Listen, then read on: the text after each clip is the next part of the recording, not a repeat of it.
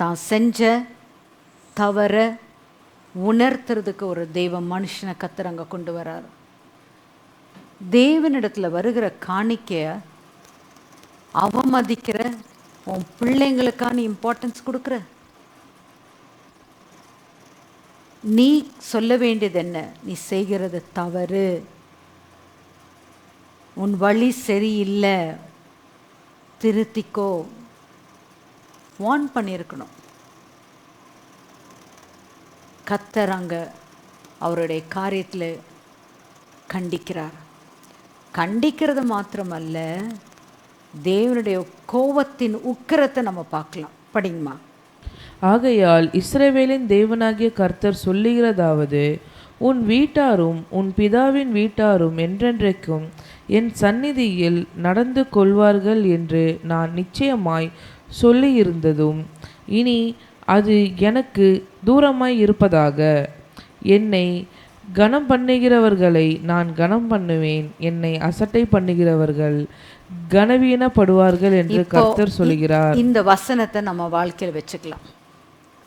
நம்ம கர்த்தரை முக்கியத்துவம் கொடுத்து அவருடைய வார்த்தை கீழ்ப்படிஞ்சு அவருக்கு நம்ம பிரியமாக நடப்போமே ஆனால் கர்த்தர் நம்மை கனப்படுத்துவார்.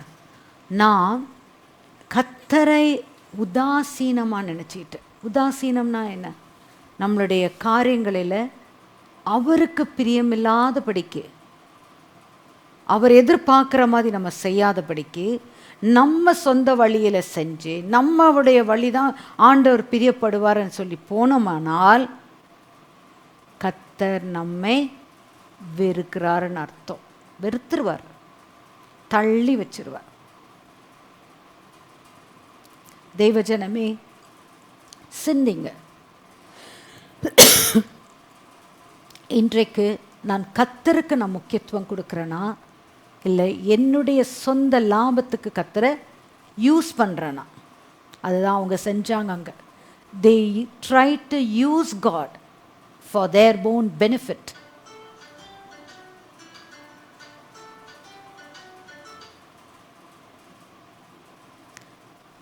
கர்த்தர் உடைய காரியத்தை அவங்களுடைய சுய லாபத்துக்காக செய்தார்கள். கர்த்தர் அருவருக்கிறார். தேவனுடைய கோபாக்கினை அங்கே இறங்குது.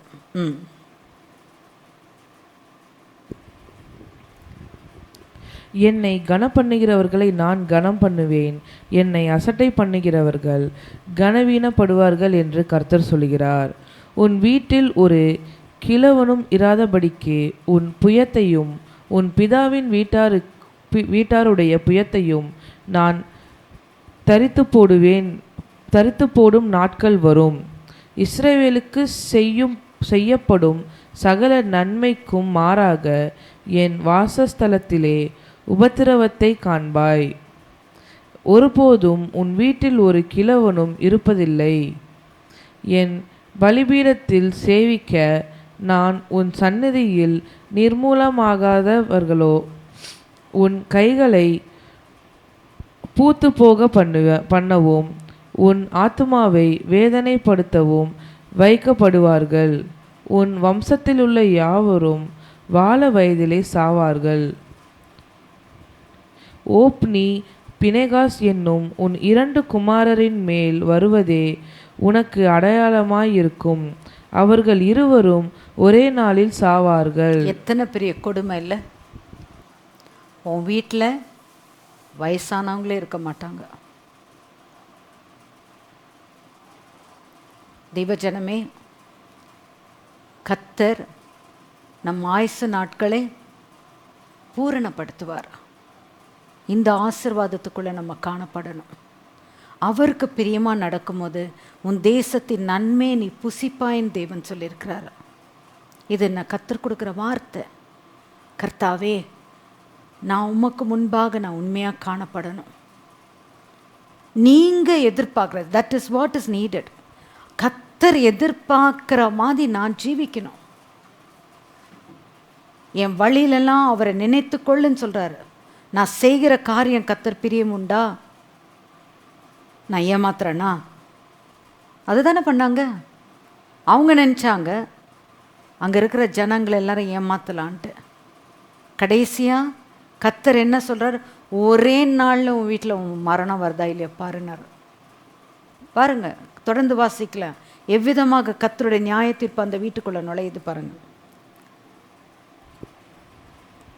நான் உன் உள்ளத்துக்கும் என் சித்தத்துக்கும் ஏற்றபடி செய்யத்தக்க உண்மையான ஒரு ஆசாரியனை எழும்ப பண்ணி அவனுக்கு நிலையான வீட்டை கட்டுவேன். அவன் என்னால் அபிஷேகம் பட்டவனுக்கு முன்பாக சகல நாளும் நடந்து கொள்ளுவான். அப்பொழுது உன் வீட்டாரில் மீதியாய் இருப்பவன் எவனும் ஒரு வெள்ளி பணத்துக்காகவும் ஒரு அப்பத்துணிக்கைக்காகவும் அவனிடத்தில் வந்து பணிந்து, நான் கொஞ்சம் அப்பம் சாப்பிட யாதொரு ஆசாரிய ஊழியத்தில் என்னை சேர்த்து கொள்ளும் என்று கெஞ்சுவான் என்று சொல்லுகிறார் என்றான். எத்தனை பெரிய கொடுமை பாருங்க. கர்த்தர் ஒரு மனுஷனை கொண்டு வந்து அவர் ஸ்தானத்தில் வச்சு அவருடைய வேலையை செய்கிறதுக்காக கிருபையை கொடுத்து தயவை காமிச்சு அந்த இடத்துல தேவன் வைக்கிறார். அந்த இடத்துல அவங்க கொடுக்கப்பட்ட ஸ்தானத்தில் அவர்கள் உண்மையற்றவர்களாக காணப்பட்டது நிமித்தம் அவருடைய சந்ததியே சபிக்கப்பட்ட சந்ததியாக போகுது. ஒரு துளி அப்பத்துக்காக அவங்க இறங்குற நிலைமைக்கு கர்த்தர் கொண்டு வரார்.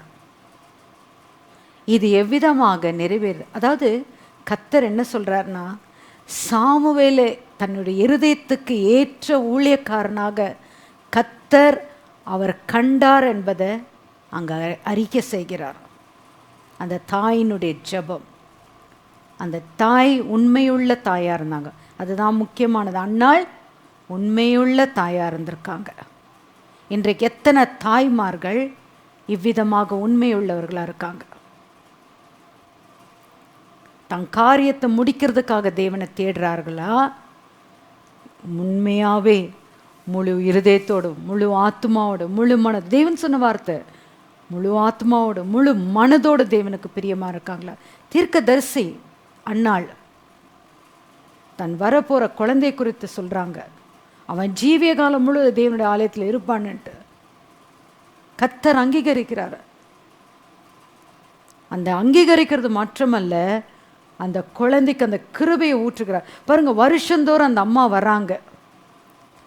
அந்த வருஷத்துக்கு அடுத்த வருஷத்துக்கு நடுவில், ஐயோ என் பிள்ளை எப்படி இருக்கோ, என் பிள்ளை சாப்பிட்டுச்சா, என் பிள்ளை அதாச்சா, பதட்டப்படலை. கர்த்தரிடத்தில் ஒப்பு கொடுத்ததா வச்சாங்க. கர்த்தர் கவனிக்கிறார். உன்னதமான தேவனுடைய கரத்தில் அர்ப்பணிக்கிறாங்க. கர்த்தர் கவனிக்கிறார். பாருங்க, தேவனுடைய வார்த்தை அந்த மனுஷன் மூலியமாக வந்தது எவ்விதமாக நிறைவேறுதுன்னு. 1 சாமுவேல் 4ஆம் அதிகாரம் 17, 18 வாசிங்கம்மா.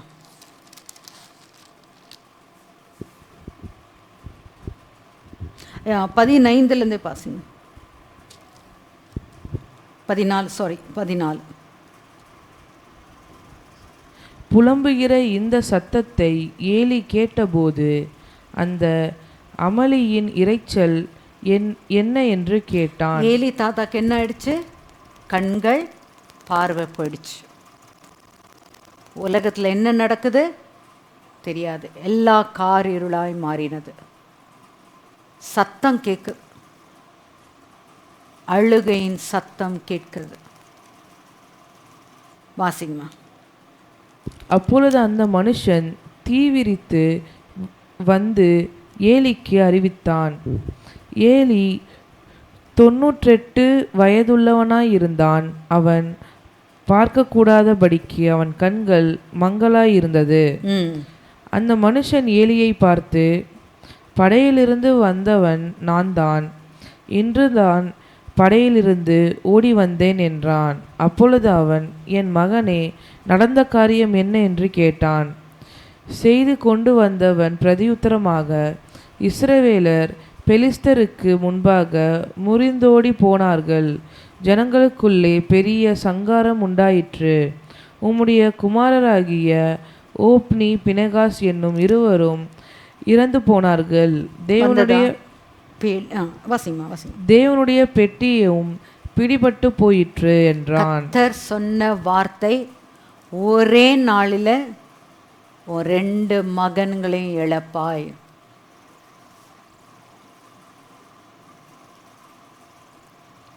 சிந்திங்க. உன் வழியை கர்த்தருக்கு முன்பாக வை. சிந்தி. உன் வழி கர்த்தருக்கு பிரியமா இருக்கா? இவங்க 2 பேருடைய வழி எங்க? தேவ ஆலயத்தில் திருட்டு வேலை, அருவருப்பு, விபச்சாரம், விக்கிரகம், அதெல்லாம் கர்த்தர் அருவருக்கிற காரியங்கள்.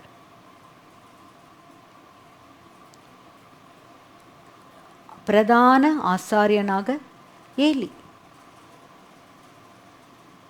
God is not a respecter of person.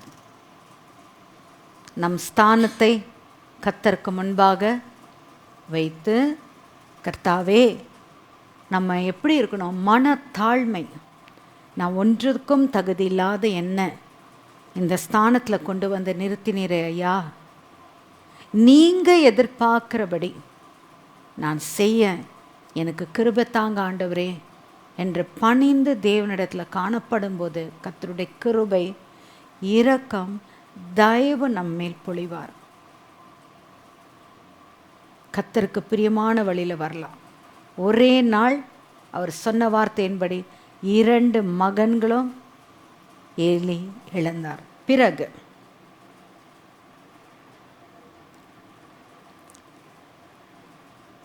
Eli தாத்தாவுடைய அடுத்த வசனம் வாசிங்கம்மா. அவன் தேவனுடைய பெட்டியை குறித்து சொன்னவுடனே ஏலி ஆசனத்தில் இருந்து வாசலின் பக்கமாய் மல்லாக்க விழுந்தான். அவன் கிழவனும் ஸ்தூலித்தவனுமாய் இருந்தபடியினால் அவன் பிடரி முறிந்து செத்துப்போனான். அவன் இஸ்ரவேலை 40 வருஷம் நியாயம் விசாரித்தான். கர்த்தர் அவருடைய வார்த்தை மாறாதது.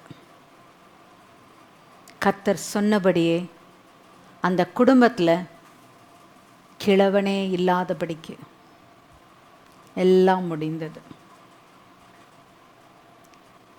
பின்னாட்களில் நீங்கள் படிக்கலாம், அந்த அதிகாரத்தை தொடர்ந்து வாசிங்க. 2 மருமகளுங்களோ பிள்ளைகளை பெற்றெடுக்கிறாங்க. பட் அங்கே ஆம்பளை இல்லை. தெய்வ ஜனமே, நம்ம தாழ்த்தலாம் கர்த்தரிடத்தில். கர்த்தர் நம் ஒவ்வொருவரையும் அந்த அன்னாளை போல ஒரு ஜெபிக்கிற ஒரு ஸ்திரீயாக கர்த்தருக்கென்று நாம் பிரியமாய் நடக்கவும், அவருடைய சன்னிதானத்தில் நம் இருதயத்தை ஊற்றி அவருக்காக வாழ்கிற வாழ்க்கை நாம் பெற்று நம் மூலியமாய் தேவன் நாமம் மகிமைப்படணும். ஒரு பெரிய ஆசாரியனை ஒரே நிமிஷத்தில் கர்த்தர் அடிச்சிட்டார். கர்த்தருக்கு மகிமை உண்டாவதாக. இன்றைக்கும் கர்த்தர் நம்மோடு பேசின தேவாதி தேவனுக்கு, கர்த்தாதி கர்த்தருக்கு மகிமை உண்டாகட்டும்.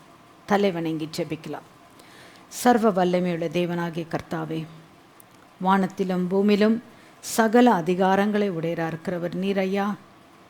ஒவ்வொருத்தருடைய கேரக்டர், அவங்களுடைய லைஃப்பை படிக்கும்போது நாம் எவ்விதமாக கர்த்தருக்கு பிரியமாக நடக்கணும் என்பதை எங்களோடு இடைப்படுகிறதுக்காக ஸ்தோத்திரம் அப்பா.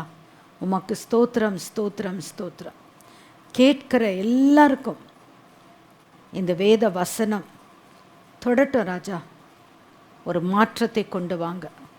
தங்களுக்கு கொடுக்கப்பட்ட ஸ்தானத்தில் கர்த்தருக்கு பிரியமாய் ஜீவித்து கர்த்தருக்கு மகிமையும் கீர்த்தியும் புகழ்ச்சியும் கொண்டு வருகிற பிள்ளைகளாக்குங்க ஆண்டவரே.